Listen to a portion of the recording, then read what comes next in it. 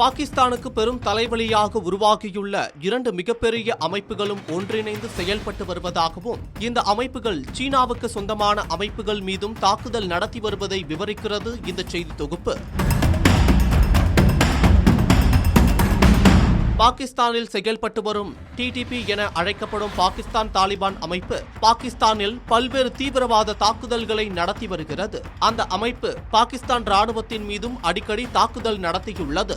இந்த டிடிபி அமைப்புக்கு ஆப்கானிஸ்தானின் தாலிபான் அரசு உதவி வருவதாக பாகிஸ்தான் அரசு குற்றம் சாட்டியது. மேலும் டிடிபி அமைப்பின் கட்டமைப்புகளை தாக்குவதாக கூறி ஆப்கானிஸ்தானுக்கு உள்ளே சென்று பாகிஸ்தான் ராணுவம் தாக்குதல் நடத்தியது. இதனைத் தொடர்ந்து பாகிஸ்தானின் நிலைகள் மீது தாலிபான் அமைப்பு பதில் தாக்குதல் நடத்தியது. இதனால் போர் பதற்றம் அதிகரித்த நிலையில் ஆப்கானிஸ்தானுடன் வெளிப்படையான போர் தொடங்கிவிட்டதாக பாகிஸ்தான் அறிவித்தது. அதனைத் தொடர்ந்து காபூல், கந்தகார் ஆகிய முக்கிய நகரங்கள் மீது பாகிஸ்தான் விமான தாக்குதலை மேற்கொண்டது.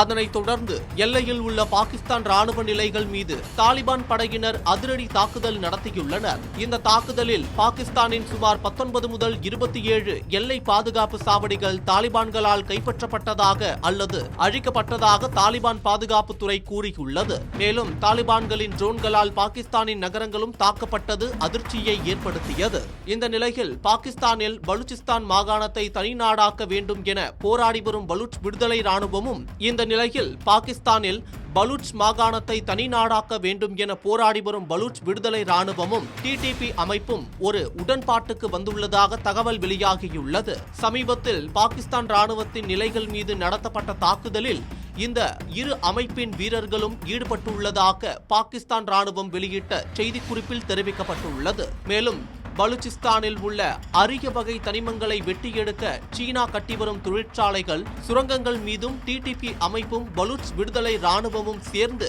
தாக்குதல் நடத்தி வருவதாக கூறப்படுகிறது. இந்த செய்தி வெளியாகி பாகிஸ்தானில் பெரும் அதிர்வலைகளை ஏற்படுத்தியுள்ளது.